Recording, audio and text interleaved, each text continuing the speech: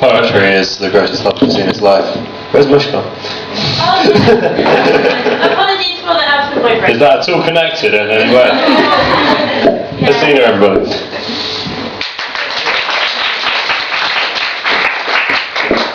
Okay, next up we have another poet who we love here at CWS. It's, of course, Carmina Masoliver. That was you, Masoliver.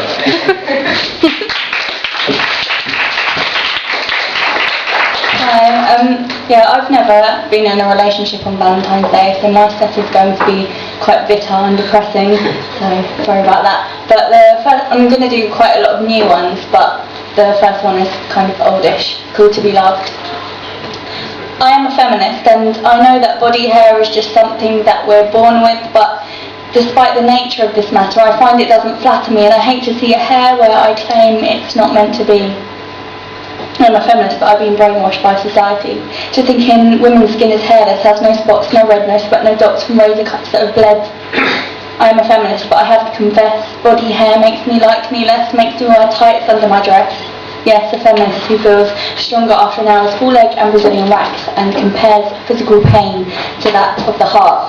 Because I felt ripped apart, and I have stitched myself back together badly. You can see that exposed thread and the stains where I've bled. Yes, a feminist. But don't confuse my views of equality for every sex with my hate for men. They are completely separate. Yes, for I don't hate men at all, just hate the way they make me fall for a false alarm, and I know some don't mean any harm, but I'm going to keep my distance from love, because I'm still working on some stuff that means I can't feel it.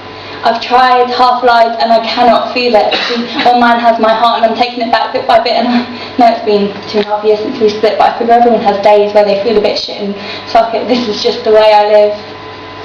The worst thing though is that I give him the power, and hour by hour waste my time feeling down while he's on a throne with a crown like an ancient god on a pedestal, and I am just the palace fool. Yes, I'm a feminist, but I want to be loved. Now's not the time. I said I'm working on some stuff. I'm going to get my monthly wax sheet less cut down and drinking, exercise, meditate, stop all this overthinking, read lots and improve my writing, try and learn things off by heart. Try to relax, shut down the computer, go to bed when the morning's dark, maybe paint or play the keyboard, learn it again, take up Spanish, because I know when I'm busy enough, the dark side of love seems to vanish. I'm a feminist, and I'm focusing on me right now, but still deep down, I know it sounds cheesy, but I just want to be loved. Not now, I told you. I can't feel it, and I'm working on some stuff. Thanks.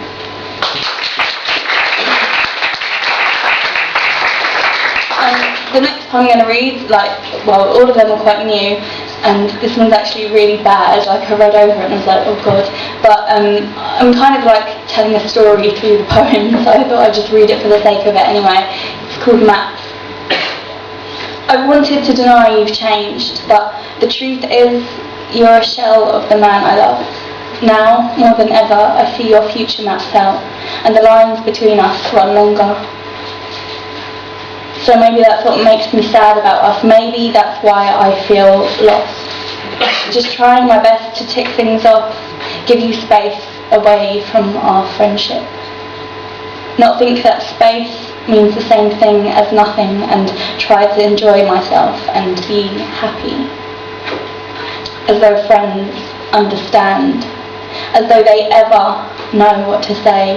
Sometimes I think none of these friendships are worth it, but I keep going because I know the danger of such thoughts, and I know that if I stop wanting to tick things off, then the world might as well just stop. My body might as well just drop. Yeah, that's it.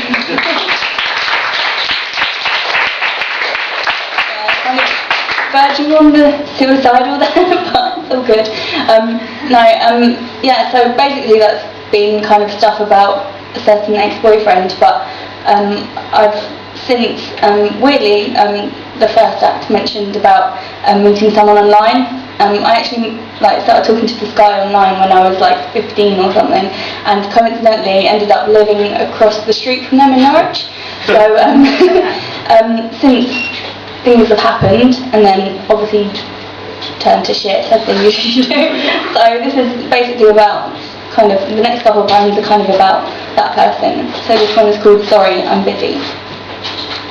We are so busy. We try to snatch some hours for ourselves, like an old married couple in a hotel room, a quiet night away from the chaos of routine, filling our bodies with booze, wrapping ourselves in each other's skin. But we are nothing like them. We may wear these masks over Chinese chicken and prawn crackers, but these walls I've only seen through web camera lenses, and this is just the second time we have met.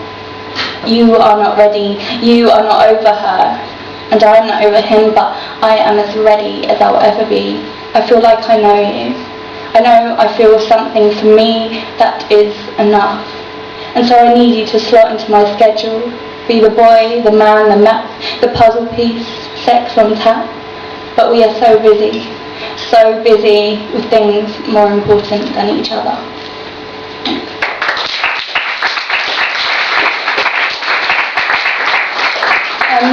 Weirdly, like this sort of thing, I read a piece of Sarah Kane's 448 Psychosis. Best play ever. I'm actually doing my dissertation on it, so I think this next poem is kind of like inspired by reading that, but also listening to this Regina Spektor song called Lullaby that I've actually, for some reason, only got half of, so it's kind of, I don't know, I just kind of poured out with this and haven't really looked at it, but it's called Lullaby. Looking out my bedroom window into your car window, I see your head turning to my left, but my left is your right and your right is my wrong, and my wrong is your mistake, and your mistake is my body ache, and my body ache is your absence, and your absence is my fault, but it is also yours. And in this moment I am blowing my nose, having opened the curtains in case you came by, and you did, but I only saw you, and I was blowing my nose because I have a cold, and I think I caught it from drinking rum with a boy who chain smokes. And I let him touch me because you weren't there. But now I walk towards the window, I see the side of your face, and I hide the tissue and pretend not to see you, wondering if you saw me and if you thought of me and what you thought, and I hope you didn't see me blow my nose, and I'm glad you see my house every day when you go to work, and now I know you have the same car, so you must have renewed the insurance, but I still don't know if you got that pet snake. Sometimes you smile and sometimes you don't, and the last time I saw you didn't smile, and I hope I can see your teeth again, even if I can't lick them. Thanks. This next one was inspired by Charlotte Perkins Gilman, a short story called The Cottagette, and it's kind of meant to be a little bit funny, but it's also kind of cringy because it's partly true, but yeah, so it's called The Cottagette. A proposal in the Cottagette. My man, I haven't met you yet. My man would be romantically, well, I suppose a bit like me. He'd often make mixed CDs and always offer cups of tea. If I cooked to do the washing up, I wanted to really have to love his tuck. My man would always make me laugh. We'd buy a house with a massive bath.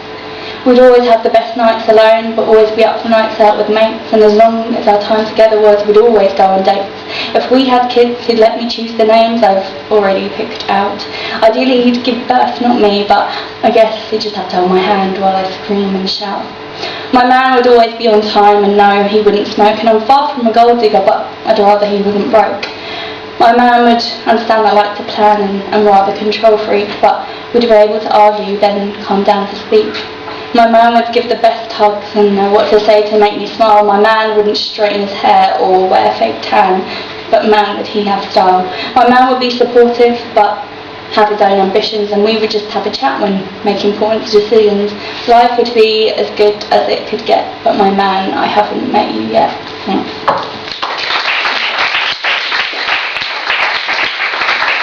I'm just going to end it on a more light-hearted one, just about sex, really bad sex, but still sex.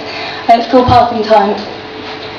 Pass the condoms, pass the salts. I cannot come, it's not your fault. I'm over here, I'm over there, while I remove your underwear. It's been so long and I am weak. I just want touch, so just don't speak. Squeeze my arse, go inside and thrust. This is not love, it's only lust, and it feels good, better than drinking. I may not come, but it stops me thinking. Thank you.